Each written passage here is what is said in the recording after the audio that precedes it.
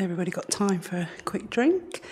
Okay, so what I'd like to do now is to do another breathing meditation with you, so that then you feel that you've got 2 breathing meditations that you can take home with you. Then I'm going to talk a little bit more about the technique of meditation, and then lead another meditation on the clarity of the mind. So you know how to get into correct posture now, so we can do that.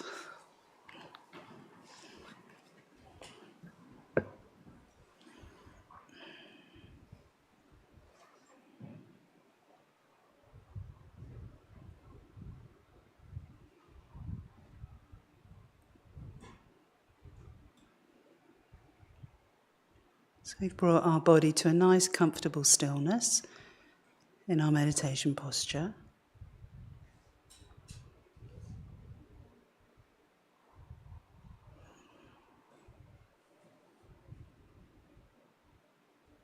So we let go of our external world, just allowing your external world to dissolve, disappear. We just forget.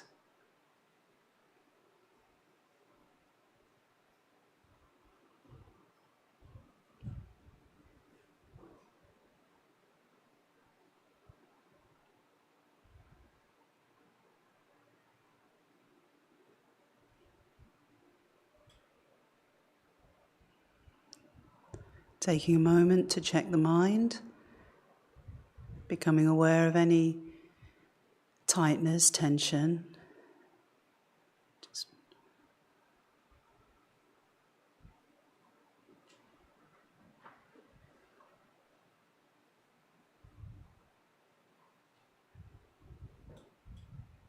Now taking our awareness to the breath.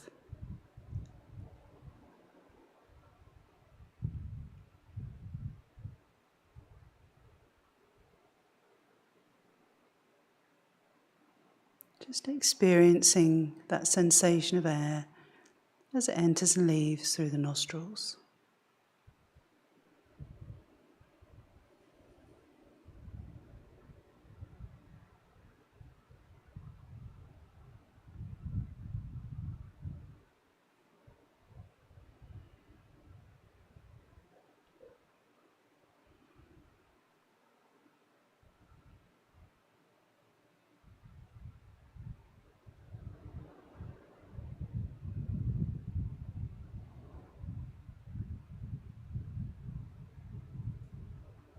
No thoughts, no feelings, no external world.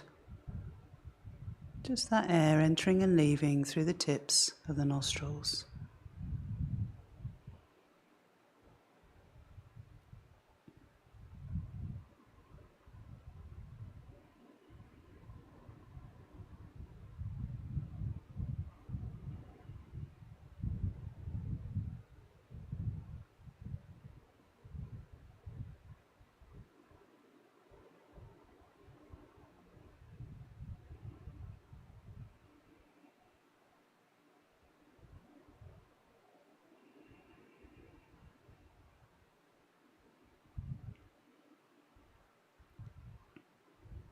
So now imagine that all your tightness, tension, negativity, disturbing thoughts and feelings all transform into thick, dark smoke. And as you breathe out, just breathe it all out and let it go.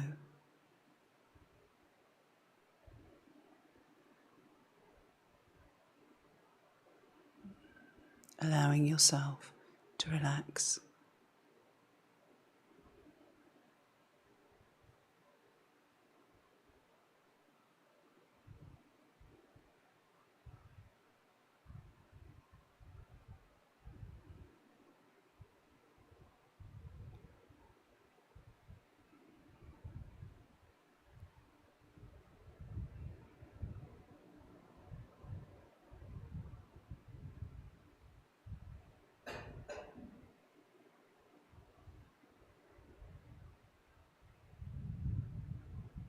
All the tightness and tension transforms into thick, dark smoke we just breathe it out and let it go, and just allowing yourself to relax.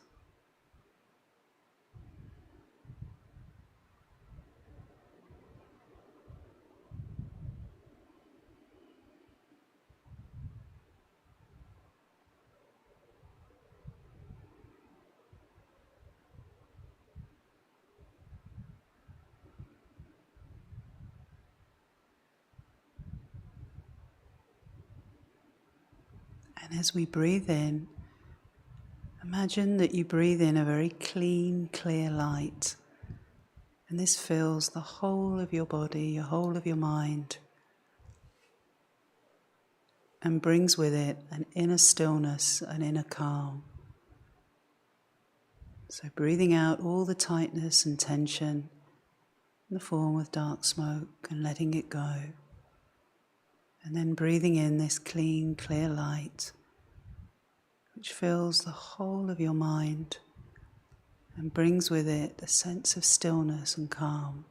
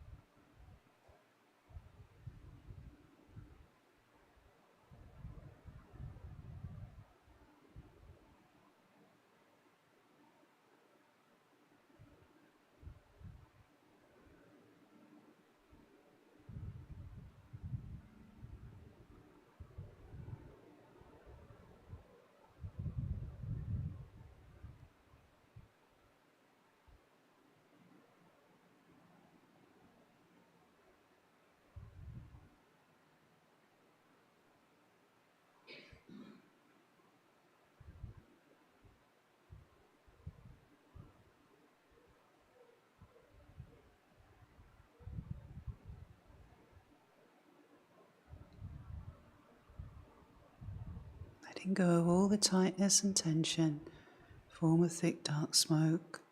Breathing out, letting go. Then breathing in this very clean, clear light that brings with it a sense of stillness and calm.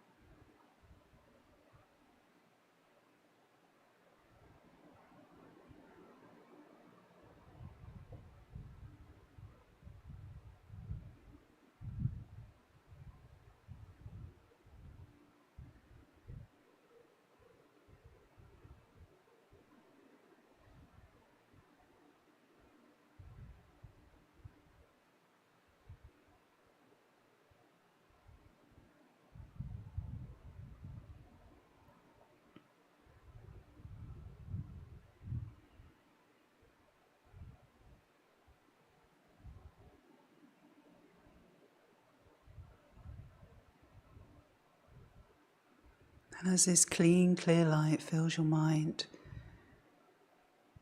you just feel calm, still. We just try to hold this experience for a few moments.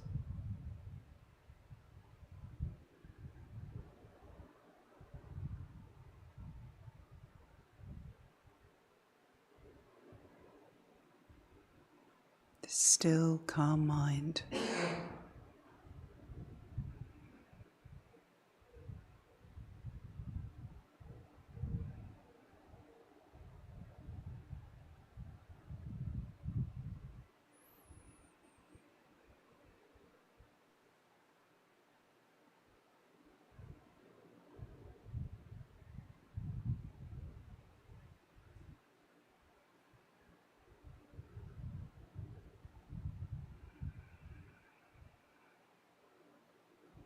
Now relaxing our concentration, bringing our awareness back into the meditation room and gently opening our eyes.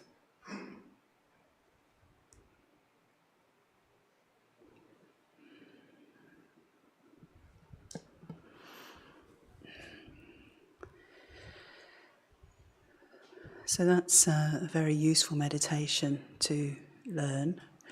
And it's also an easy one to teach people. You know, if you've got children or young children, get it very quickly. Teenagers studying for exams, etc. You know, it's a really nice one to master yourself and then be able to share it with others. And then what you tend to find is the more familiar you get with it, you just feel that you've had a little of a, almost like just a little bit of a breather. You know, you're giving yourself a bit of breathing space from whatever's going on in your life, and just allows you to sort of ground yourself a little bit more and then continue with whatever it is that you need to continue with. So breathing meditation, it's also very good if you're experiencing pain. You know, sometimes if you're experiencing pain in your body, then it's good to do some breathing meditation, because what will happen is, I'm not saying it will get rid of your pain, but what will happen is that often when we're in physical pain, you tighten up because you don't like the pain in your body. And the more you tighten up, actually, it makes the pain worse. So if you do this breathing meditation, as your mind relaxes, your body naturally relaxes. And so it just can help a little bit. Also, if you're struggling with not being able to sleep, you can do both these breathing meditations, can help you actually to sleep as well. And if you did that, you could do it lying down rather than sitting up. But that's why we don't lie down when we meditate, because generally we're all more tired than what we realise. And when we do stop to meditate, you realise you're tired, and if you're lying down, the odds are you'll go to sleep. So, so if we're trying to find a meditation object, then it's best that we're sitting up with a straight back. But we can be comfortable in a nice comfy chair if we want. It's not, this type of meditation isn't about being really hard on yourself. We don't have to sit on a bed of nails and go and live in a cave and things like that, because you can do all that, and if your mind's not happy, it's still not going to work for you, So there are two types of what we call beginning meditations. They're just preparing so you can use them as I suggested, in themselves. But if you're using them in terms of a journey into meditation, then they would be your first step, where you're just beginning to try to pacify your mind. And then meditation then goes into two other stages. So we've prepared our mind. We've chosen what our meditation object is before we go into our meditation. So for us, our meditation object in this session is going to be the mind. So we've decided, that's what I'm going to meditate on. It's very important when you are going to meditate, whatever level of meditation you're at, is that you know what you're going to meditate on before you sit down. Because we're very fickle. And often what can happen is we think, I'm going to meditate on this. We sit down and then we think, oh no, I don't fancy that now. I'll meditate on this. Or maybe I'll meditate on that. Or maybe I'll meditate. And then we can spend whatever time we've got and we've wasted it and we don't even know what we're going to meditate on. So we need to know what we're going to meditate on when we sit down, and that's what we're going to do. We don't change, right? We decided that's it. That's what we're going to meditate on, and we then do that. In terms of where you need to meditate, you don't. It can be anywhere.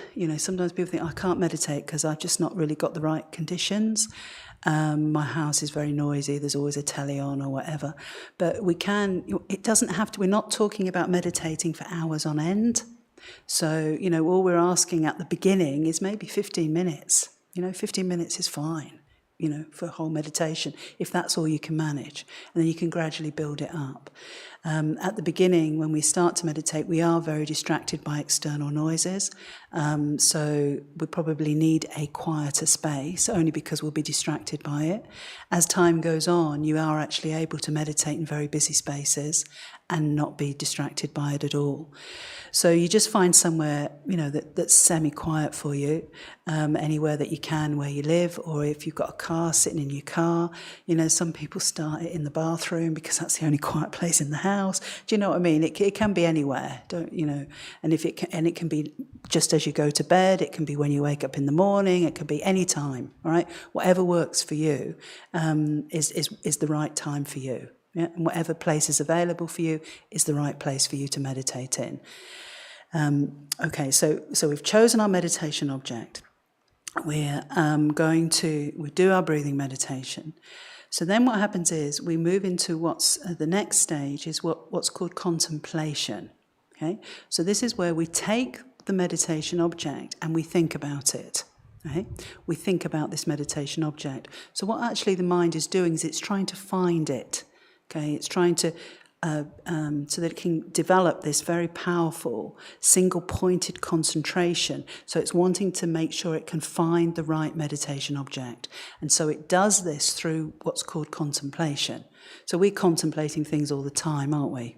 Before we come to a conclusion. So it's almost like that. We're contemplating the meditation object. And then we come to the conclusion, which is the meditation object, and then we hold that meditation object. So that's what we call contemplation, and then actual single-pointed meditation, or analytical meditation and single-pointed concentration.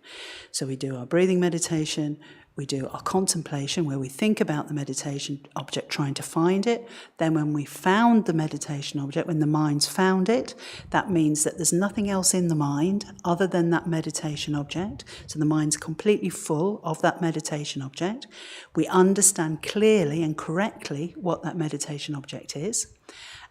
So we can say we found it. And so then our job is to hold on to that meditation object with our mind.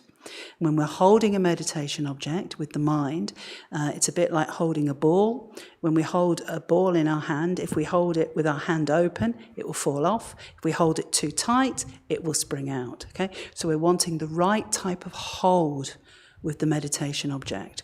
So when we're meditating, we shouldn't be really tense. I made that mistake, or you end up with a big headache. Some people say that every time I meditate, I get a headache. And it's because they're really trying to find the meditation object. And it's very physical, okay?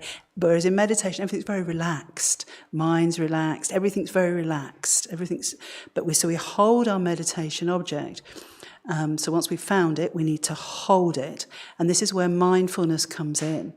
So mindfulness, from a Buddhist point of view, means we're simply not forgetting the meditation object. That's what mindfulness is. That's the origin of all the mindfulness that is used in other ways.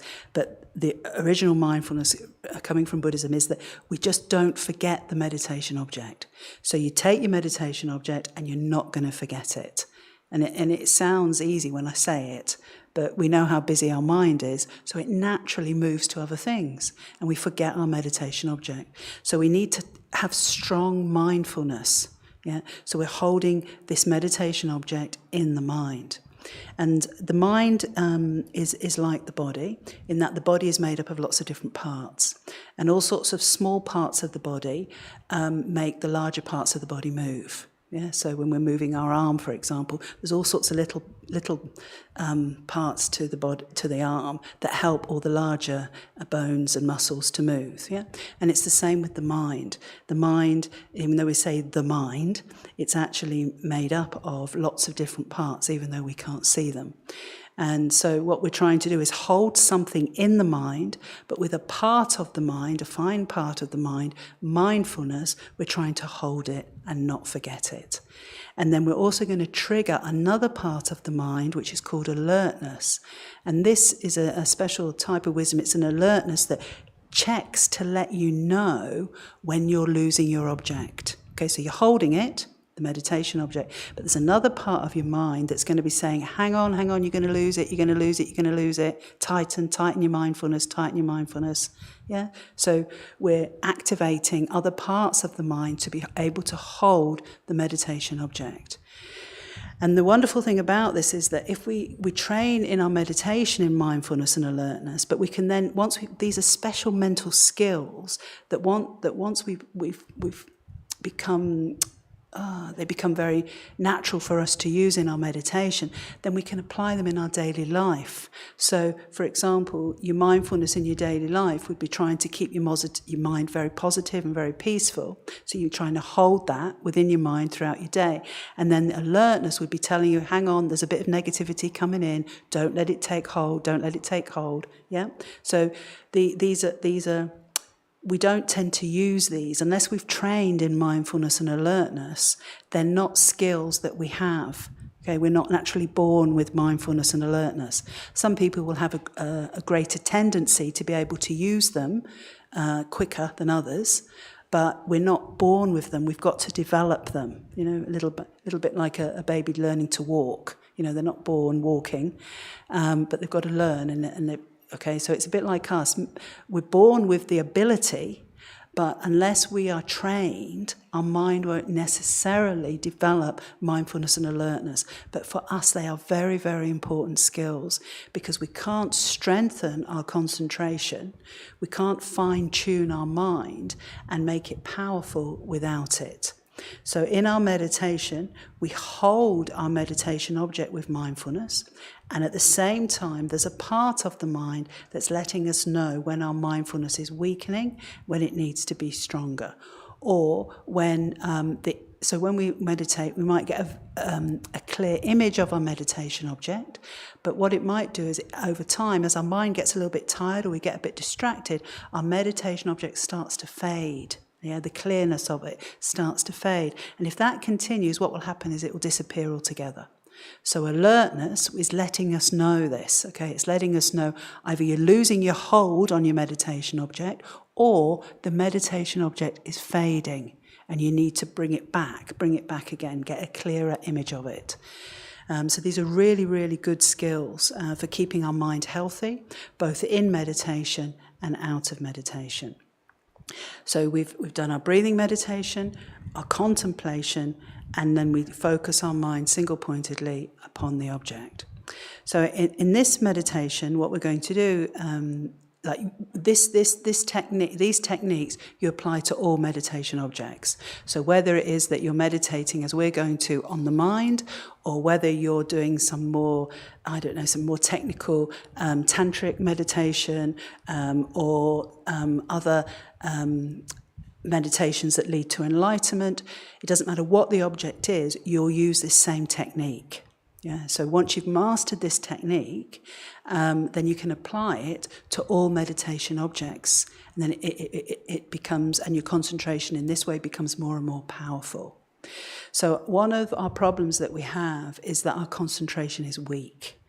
Okay? So it's not that we can't concentrate, we can. It's because we have to concentrate through, when we're driving, we're concentrating, there's certain things in our lives. But if you think about it, when you first started driving, maybe you can remember, you concentrated all the time. Yeah, like we were just like, Now we're quite lax, aren't we? We're just so used to it all the time that we don't concentrate like we used to. Yeah, so we can all concentrate when we have to. If I said to you, right, unfortunately, there's a moat all around the centre, and there's crocodiles all in it, and unfortunately we've only got a plank this wide to get across, and you've got to really concentrate and get yourself over. We probably could do it, right? We'd be, as long as it wasn't too long, too far. But you know what I mean? We'd concentrate, wouldn't we? Like really, because we have the ability. It's just that our mind's a little bit lazy. Right? So we do it when we have to. So we do have the ability, but our mind is lazy and our concentration is weak. And so this is why. And like for example, when you're walking over that plank, you wouldn't allow any other thoughts to come into your mind, would you, other than what you're doing? Yeah, single-pointedly what you're doing to get over there, because it'd be dangerous if you don't. Well, When the mind is single-pointed on something, it's very, very powerful. It's very focused. This focus of our mind is really incredible. But we don't harness this power or this concentration because we have a tendency or a habit of just allowing the mind to be distracted all the time. So if you think about times in your life where you just really had to focus to get something done, yeah? Or maybe there's some times in life where it's looked like it's been impossible, but you've just got all this energy somehow, within your mind, and you've just focused single-pointedly, and against the odds you've managed it. And you look back and you think, I haven't got a clue how I did that. All right? You know what I mean? So it just shows you the power of your mind once, if it's focused, if it's concentrated. But the mind becomes very weak when it's just distracted and all over the place. Yeah, all the powerful energy of the mind becomes dispersed. Yeah, so we've got to bring that in, and so that the mind becomes very focused in our meditation. And this is a virtuous type of concentration that will lead us to a highest level of mental development. It's also very useful in our daily lives because it means that we will be able to concentrate in our life more, and stop disturbing and distracting thoughts and feelings coming in to our mind when we don't want them, because our concentration will be so powerful that it will hold whatever positive object that we want to put in our mind to stop the mind becoming disturbed. Okay, so we do our breathing meditation, we contemplate some instructions about the meditation object, we think about it. This is what we call finding the meditation object. Once we've then found the meditation object, we hold that meditation object. Now, what will happen is your mind will find the meditation object, it will hold it, but it might only be for a split second. Okay? And then you might get distracted. So you then might need to go back to your contemplation to find it again. Okay? But then eventually, over time, you're able to hold that meditation object without the mind getting distracted. You'll be able to hold it so that it's clear, so that it's lucid, so that it's firm, and that the mind won't move until you want it to. And this produces this type of concentration, a perfect level of concentration, which we call tranquil abiding, creates a very special suppleness within the mind, yeah, through this concentration. And this suppleness that you acquire within your mind, we experience it as quite blissful. There's various different types of bliss that we can create within our mind through meditation. But concentration will give rise to a certain type of bliss within the mind, a very pleasant feeling. So our meditation object is the mind. And so we need to contemplate then. Our contemplation is the instructions of what is the mind. So what is the object that we're going to meditate on? We've got to get it correct. What is the object? So from a Buddhist point of view, often conventional thinking would say that the mind is the brain, or something to do with the brain, and we'd all go, my mind's up here, yeah? But Buddha taught that the mind is not the brain, because the brain is just part of the body. It's a fleshy thing, it is not the mind. The mind uses the brain, it works through the brain, as it does all the other parts of the body, but it is not the brain. The actual root of the mind is located at our heart, our spiritual heart, which is at the centre of our chest. Okay, so we imagine that our mind here, okay, and that the mind has no beginning, it has no end, it's vast. Okay, so we tend to think that we're just this thing here, but our mind is much bigger than this. Okay, it's huge. Our mind has no beginning, it has no end. Okay, at the moment, we're abiding within this body, and our mind is located here, but the space of our mind is endless. Okay, so trying to get this feeling, this vast, spacious mind. And its nature, as I said before, is empty like space. It's not space, but it's empty like space. And it possesses a power or an ability to be able to perceive, impute, think, feel, etc. Okay? So what we're going to try and do in this meditation is, by contemplating this, we get an idea or an image. Okay? And we just meditate on this idea or this image. And then over time, if we meditate and we meditate and we meditate in this way, what will happen is the image will disappear and we will experience our own mind directly. Okay? We will experience our own mind directly, the clearness and clarity of the mind directly. And we will know that. Okay? So it won't be because someone's told us, it'll be because that's what we will experience. Because at the moment, most people, if we went, I don't know, all around Market Harbour, and we said, now tell me, where is your mind? What is your mind? People really don't know. We don't really know, do we? We're very aware of our body because we can see it, we can X-ray it, other people can see it, but we don't really know an awful lot about the mind, not really. We all know we've got one, Sometimes we feel like we haven't, but we all know we've sort of got one, but we don't really know. And even, sort of conventional thinking, there's all sorts of different ideas of what the mind is, and et cetera, yeah? But from a Buddhist point of view, and that's what we're meditating on, we're going to meditate on that the mind is located at the center of the chest, our spiritual heart, okay? And that it has no beginning, it has no end. It has no shape, it has no colour, it has no form. Okay? Now, we know this because if you go to the doctors and you're feeling a bit low, a bit depressed, and you say to the doctor, I think I might be depressed, they don't say to you, oh, I know, we'll get you an X-ray and just see if you are or not. Right? So if you go and you say, oh, I think I might have, broken my arm, they'll say, right, we'll get you an X-ray, because they can see that. But they can't get an X-ray of the mind and say, oh, yes, I can see, yeah, there's a bit of depression there, a little bit of anxiety there, and a bit of worry there, and a little bit of happiness there. All right, they can't do it, can they? They can't get a picture of it. That's because it has no shape, it has no colour, it has no form. Right? So the only way we can know it is by discovering it for ourselves. So Buddha taught that the only way, we need to know our own mind. And he said that if we know our own mind, we will know Buddha. Okay? Because once we know our own mind directly, we understand its true nature, particularly its very subtle level of nature, we're very close to attaining enlightenment, which is what a Buddha is. A Buddha is someone who has attained this very high level of mind. Okay, so what I'd like to do then is to lead this meditation. So we'll just try. So again, I'll lead you through the breathing meditation, through the contemplation, and then we'll try to hold this meditation object.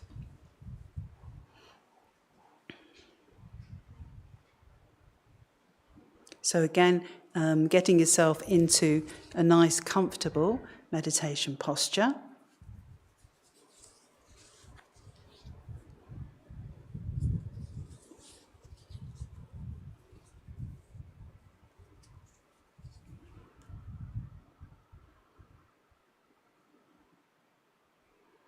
And we've brought our body to a nice, comfortable stillness.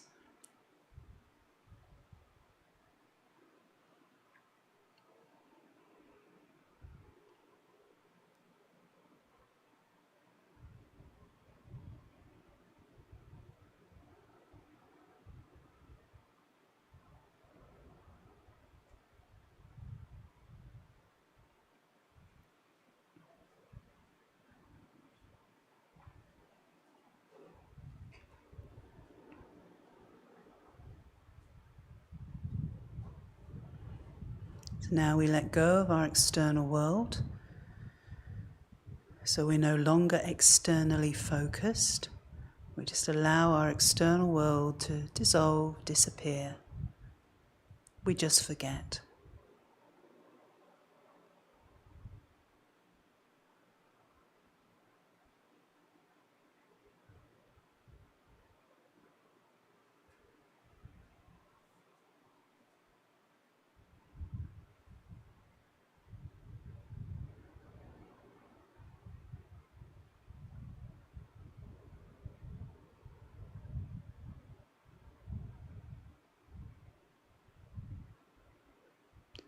Checking our mind, to see if there's any tightness or tension in the mind.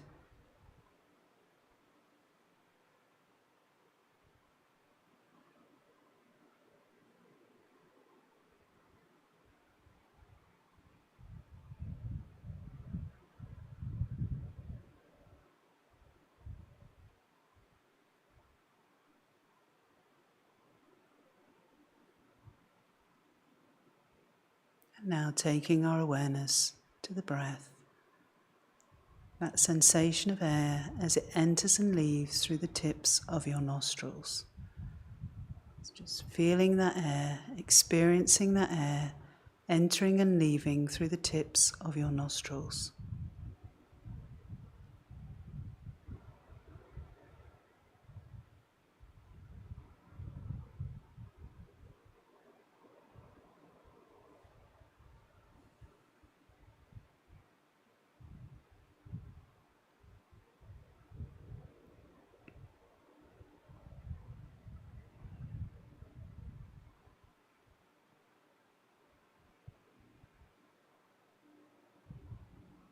No thoughts, no feelings, no external world.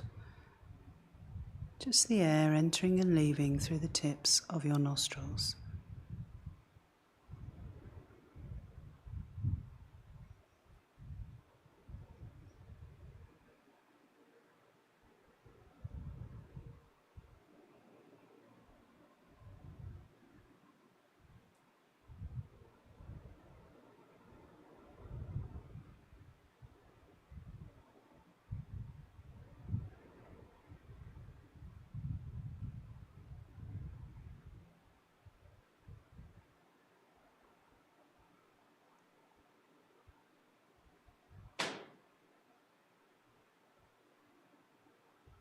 Keeping your awareness upon the breath.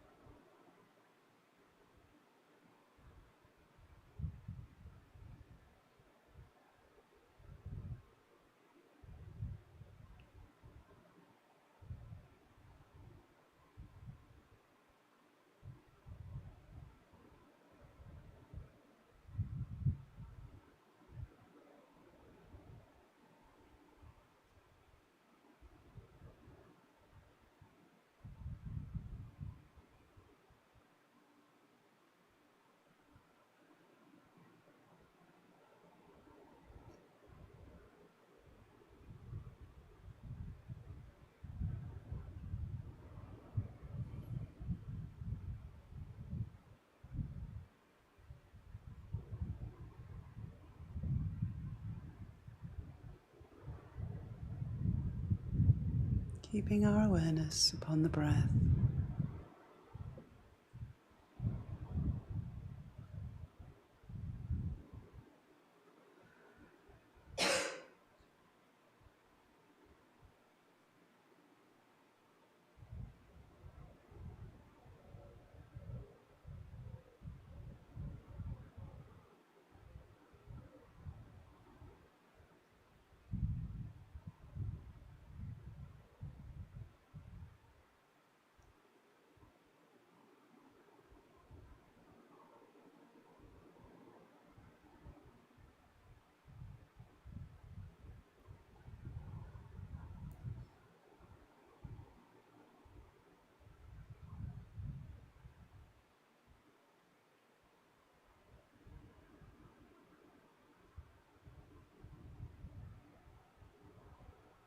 So the mind becomes very,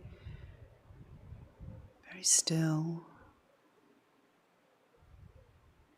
peaceful.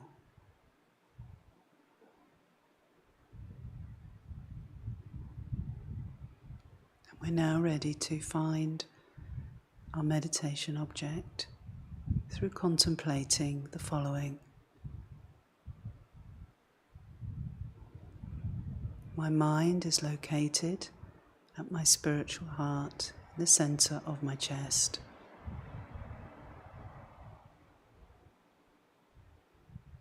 It has no beginning, it has no end. It has no shape, no color, no form.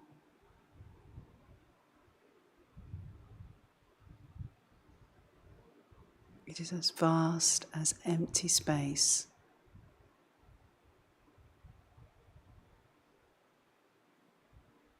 But possesses a power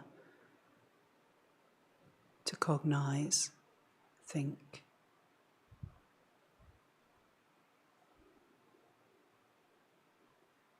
So as we're contemplating this, we're trying to get a clear image of the mind.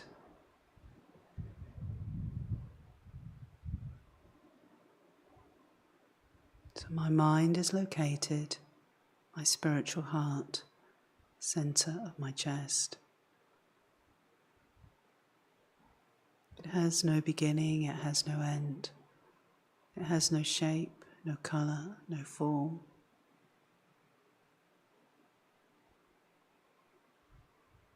It is empty like space.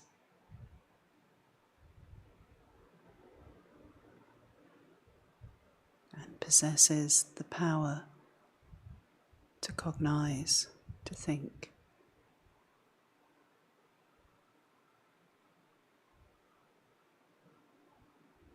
So we just keep repeating this to ourselves, contemplating this, until the image of our mind appears. And then we hold that image with mindfulness.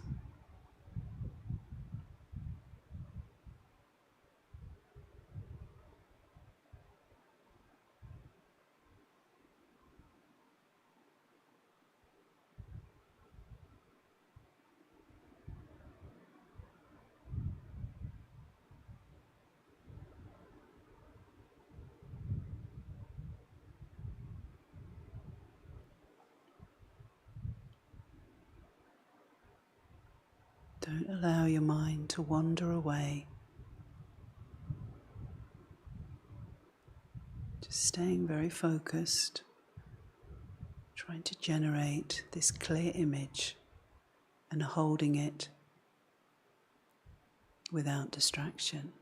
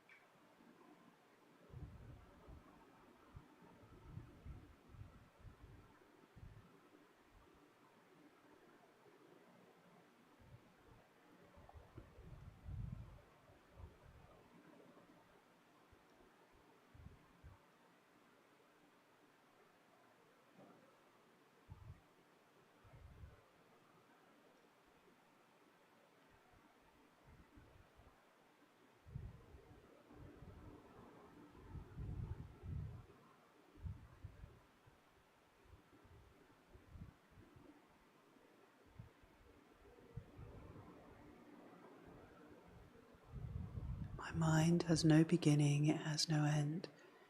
It is located, my spiritual heart, at the center of my chest. It has no shape, no color, no form.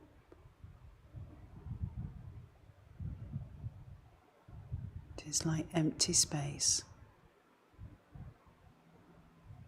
but possesses a power to cognize.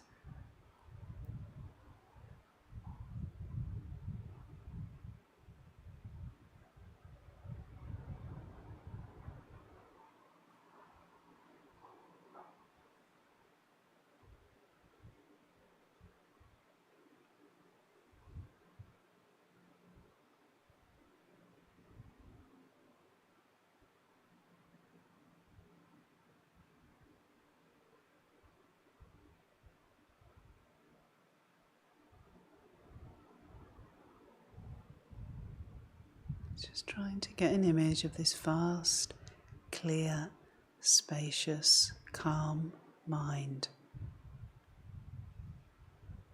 from which arises all our thoughts and feelings.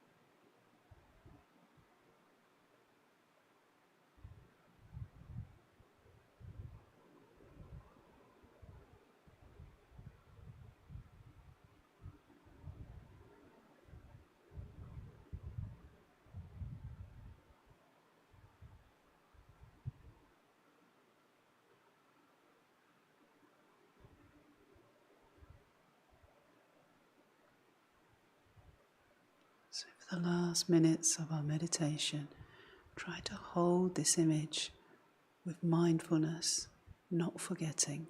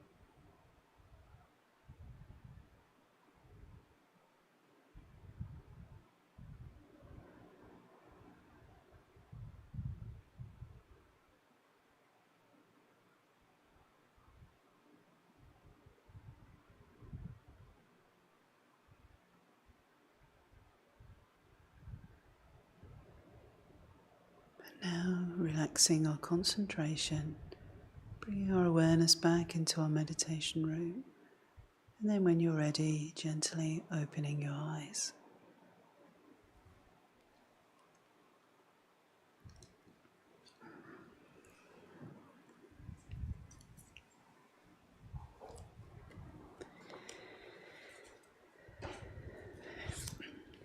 So I'll just finish by reading on page 276. So meditation is a mind that is single-pointedly focused on a virtuous object and whose function to make the mind peaceful and calm. Whenever we meditate, we are performing a mental action that will cause us to experience inner peace in the future. Normally, throughout our life, we experience delusions, negativity, day and night, and these are the opposite to mental peace. Sometimes, however, we naturally experience inner peace. This is because in the past we have concentrated on meaningful objects or virtuous object. A virtuous object is one that causes us to develop a peaceful mind when we analyze and concentrate on it.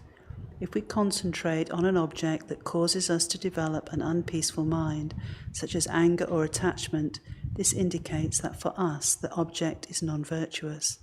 there are also many neutral objects that are neither virtuous or non-virtuous. There are two types of meditation: analytical meditation and placement meditation. Analytical meditation involves contemplating the meaning of a spiritual instruction that we have heard or read. By contemplating such instructions deeply, eventually we reach a definite conclusion or cause a specific virtuous state of mind to arise. This is the object of placement meditation. We then concentrate single-pointedly on this conclusion or positive state of mind for as long as possible to become deeply acquainted with it. The single-pointed concentration is placement meditation. Analytical meditation is often called contemplation, and placement meditation is often called meditation. Placement meditation depends upon analytical meditation, and analytical meditation depends upon listening to or reading spiritual instructions. So everything that I've talked about this morning, you'll find in that section on what is meditation in the back of this book.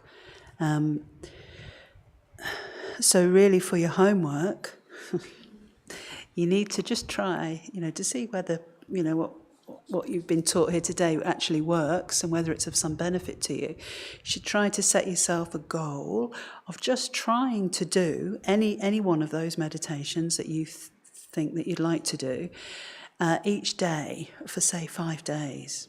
Just have a go. And if you forget one day, just do it the next day. But do it over a total of 5 days. And just see, if it helps.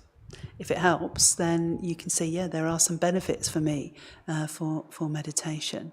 It definitely, I can promise you, it definitely won't cause you any harm.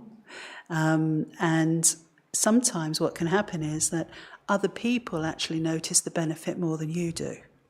Yeah, when I first started meditating, after a while, my children would encourage me to meditate. If I was getting a little bit irritable, go and meditate, Mummy. Other people will notice, or people will suddenly say things like, "Oh, it's not like you to be calm in that situation," So other people might pick up the change in you before you do.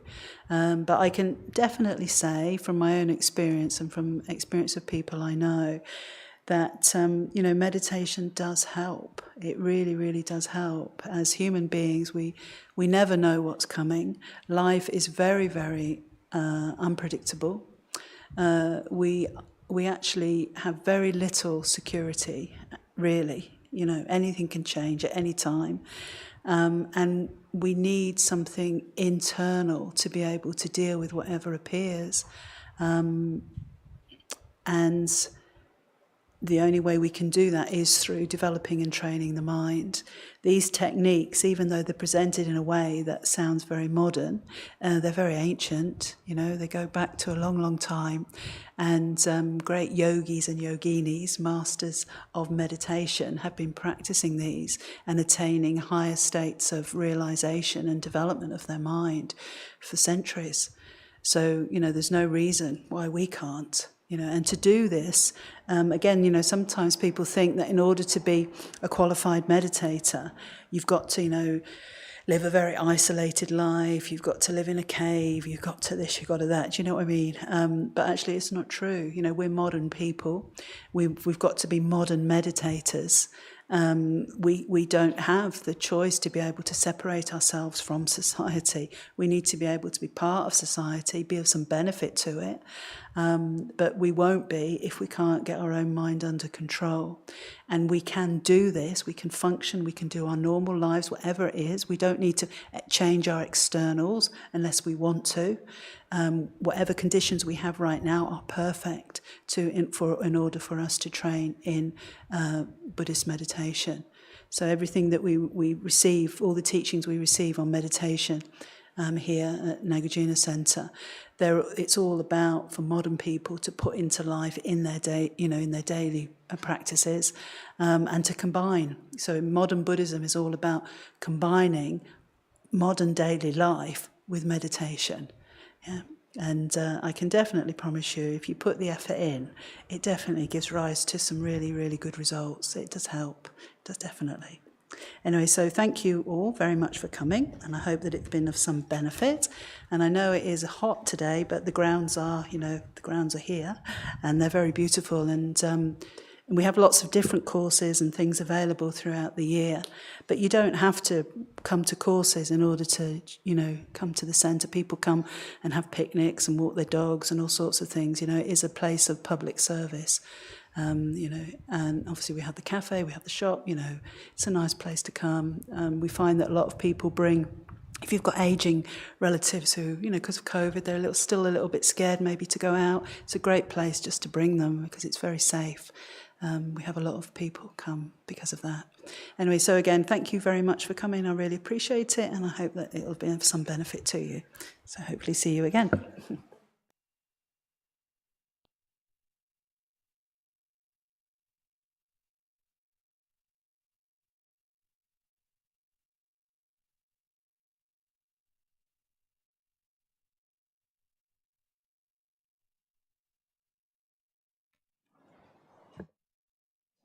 Just a couple of quick announcements. Obviously, you should have all got a pack, and in that pack there's details of all our upcoming courses. I'd just like to focus your mind on a couple of things. If you want to learn more about Buddhism itself, like what the statues mean, the basic Buddhist concepts, karma, rebirth, there's a Buddhism for Everyone half-day course, so that gives you an introduction to Buddhism itself next Sunday from 10:30 to 1:15. If you want more teachings from Kadam Bridget, she will start teaching again on it's a Wednesday evening, and she's going to start, so she'll do Wednesday evening classes, but she's going to start with a talk on overcoming anxiety on the 14th of September, and that's from 7:15 to 8:15, so that's from the 14th of September. In your pack, there's also lots of other events that she's doing. If you want to bring your family along and try just enjoying the centre, we're doing more descriptions. We're having an open day and we'll talk about what the statues mean. We have free meditations and it's open to bring anyone throughout the day on the 4th of September. So that's an open day. So anyone can come to that. You can try out taster meditations throughout the day from 11 till 4 o'clock. The recordings for today are available to purchase. There is an email that's been sent to you, so you can purchase it through that, or you can go into the shop. Last couple of things, there's a card if you want to sign for Kadam Bridget to say thank you for today's teaching. That'll be in the shop for you to sign if you wish. And lunch is now served in the dining room, so you walk past the cafe, go straight on and you'll see the dining room. It's all laid out. If you could sit down, someone will bring your meal to you. It's jacket potatoes today. So, all right. So if everyone can make their way down to the dining room, that'd be lovely.